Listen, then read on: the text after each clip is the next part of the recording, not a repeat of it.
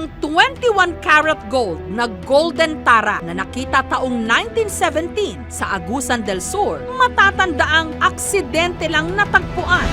Parang ganito rin daw halos ang nangyari sa Zamboanga City nung nakita ni Ernesto ang figura sa tambakan sa kanyang bakuran. Itinago niya ito sa loob ng 2 taon, pero lakas loob na ipinapakita ngayon sa pag-asang malaman na kung tunay ba itong ginto.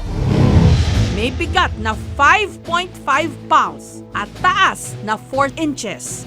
Sakto lang daw ang kita ni Ernesto, kaya nananalig sila na ang mga inaakala nilang antigong ito ang magbibigay sa kanila ng jackpot sa buhay. Isang gabi bago raw nahukay ni Ernesto ang mga ito, nanaginip siya ng ginto. Yung panaginip ko noon, yung lupa namin doon sa probinsya, bumisita daw kami doon. Tapos pagtingin ko, bakit kaya lumiliwanag yung lupa namin? Kinabukasan, may napansin siyang tila figura na nakakumpol sa lupa sa tambakan sa bakuran ng ginagawa nilang bahay. Pagkakita ko, hindi ko makita ng malinaw kasi balot siya ng putik.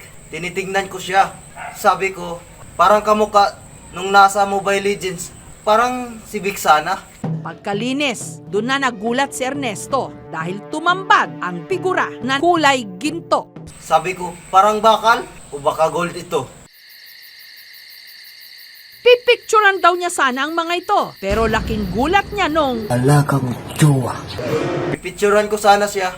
Napindot ko yung video recorder. Sabay may boses akong narinig. Alagang jowa. Alagang jowa. Bigla ko siyang naganon. Tapos bigla akong pinatay yung cellphone ko. Naisip ko, baka nanay ko. Tapos tinignan ko, tulog naman ang nanay ko. Alagang jowa. Parang maliit na boses na bumubulong. Parang diwindi. Noong lumabas ako para magbanyo, parang may naririnig akong boses na mahina. Alagang jowa. Sinasabi wala raw akong jowa.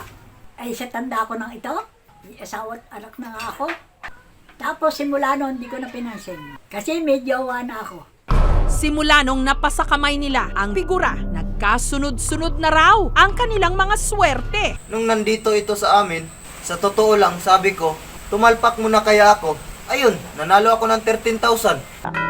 Gusto raw ipasuri ni Ernesto ang munting rebulto, pero tila may pumipigil sa kanila. Pupunta na po ako sa pawn shop para ipasuri sana yung rebulto. Tapos biglang nagtilaukan yung mga manok. Samantalang kakapatok ako pa lang noon sa kanila. Nakakatakot, sir. Baka ayaw ng mga manok na ipatis ko yun, nagagalit sila.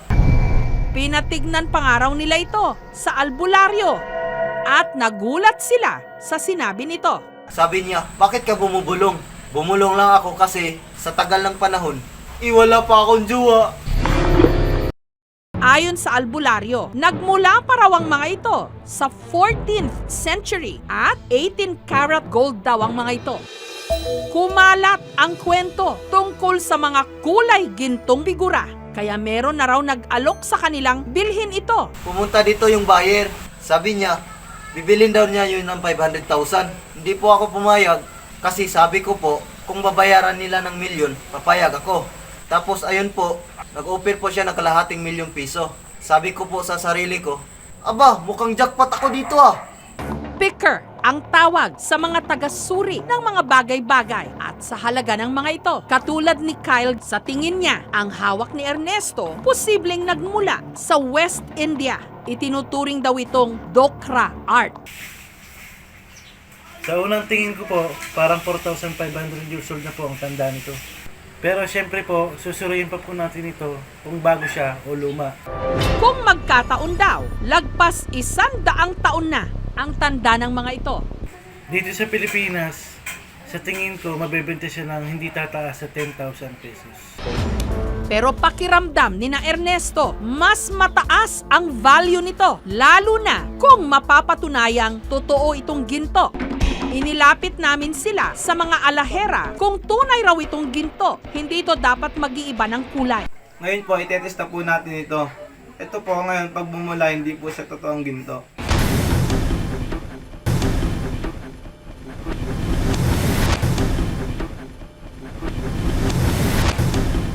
Ayun, bumula. Ang resulta, Ngayon po, bumula siya. Ibig sabihin po, hindi po siya tunay na ginto. Ano po siya, bronze. ayon kay Gilbert, antique collector sa Zamboanga City, ang hawak ni Ernesto hindi raw maituturing na antigo, kundi souvenir. Nakikita niyo po, parang meron siyang corona.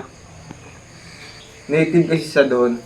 May hulmahan kasi sila doon. Pagkagawa, ganito na. Tapos binebenta ito doon sa mga souvenir shop. Ang presyo, 500 to 1,000 pesos. Luma na siya, medyo 10 to 15 years na ang tanda nito. Maganda siya pang souvenir.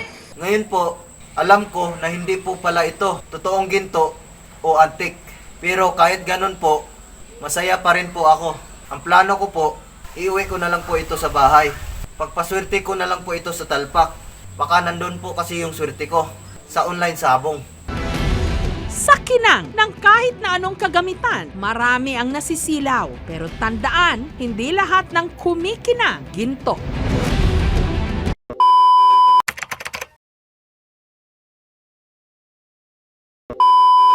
Yo, what's up? Shout out kay Juday Ronya, shout out kay Gisa Ronya. Shout out kay Boss Marsing na may-ari dito sa Talungan ng Kurba. At shout out kay tatay, nanay, sana tay, palagi kayong magaling dyan. At maabutan po kayo pag uwi ko. At shout out din sa mga kapatid ko na sa Cebu, na sila Jomar at Hanelin at Mona Lisa, Michael James. At shout out din sa mga parente ko dyan sa Cebu, na sila Kuya Bando, na sila Janjan Punay. Shout out sa mga Punay, at shout out din sa mga Kuyos, at shout out sa mga Falcon. Maraming salamat po. Huwag niyong kakalimutan mag-subscribe sa aming YouTube channel at palagi niyong papanoorin po, at madami pa kaming gagawin. Maraming salamat po. Yo, shoutout nga pala dyan sa tropa ko kay Oliver. Magpagaling ka, kaya mo yan, tol. Shoutout nga din pala sa mga nanonood dyan, sumusuporta sa aming vlog. Sana mag-enjoy kayo. Huwag niyo kakalimutang lagi kami suportahan. Yo, shoutout nga pala sa mga nanonood dyan. Salamat sa pagsuporta sa amin. Kahit sana natutuwa kayo sa mga ginagawa namin video. Shoutout nga pala kay Boss Kadja, kay Ate Jean. Shoutout nga pala kay QRR. Sana mag-ingat kayo sa barko. Keep safe lagi. Miss ka na namin. At miss anniversary, tol. Yo, shoutout nga pala sa mga tropa ko dyan. Anniversary namin sa 28. Abangan nyo po. Sasama po namin sa vlog. Sana maintain nyo po yun. Shoutout po kay Boss Kimpoy. At Jun Mesinas. Yun lamang po. Shoutout nga pala kay Dario, at saka kay Donat, kay Ian, at saka kay Nonong, at saka kay Boss Noli, at saka sa tatay nila. Tapos, shoutout nga pala kay Ben, at saka kay Kuya Emon, Huwag niyo kakalimutan mag-like. mag-share.